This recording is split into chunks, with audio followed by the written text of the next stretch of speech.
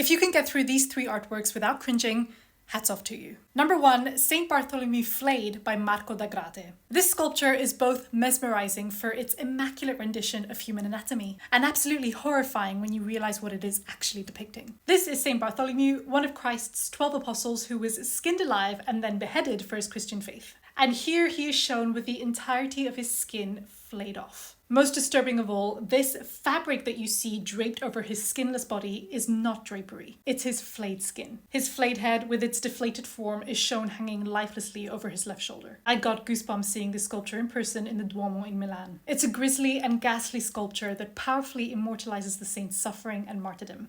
Number 2, The Bell of Huesca by José Casado de la Lizal. This painting depicts one of the most horrific legends of medieval Spain. After his ascent to the throne, following the death of his heirless brother, Ramiro II struggled to gain the trust of his nobles. Because he was a monk with little experience in court and government, many thought him to be highly incompetent, and they did as they pleased, undermining his authority. After seeking advice from a fellow monk, Ramiro II then invited his most rebellious nobles to a meeting in the city of Huesca under the pretense of discussing some important matters. When they arrived, King Ramiro invited them into a hall and then beheaded them. He then arranged their severed heads in a circle and hung the head of their leader in the center to emulate the clapper of a bell, hence the Bell of Huesca. Ramiro then invited the remaining members of his court to look upon the carnage. Here he stares at his court in defiance, and his court members look upon the massacre in complete disbelief and horror. The loudest of bells serving as a warning to others about the dire consequences of defying Ramiro's authority. Number 3, The Torture of Prometheus by Gioacchino Acerreto. Can you imagine having an eagle attack and devour your liver on a daily basis for the rest of your life? Here we see the mythological titan Prometheus enduring one of the most horrible punishments of all time.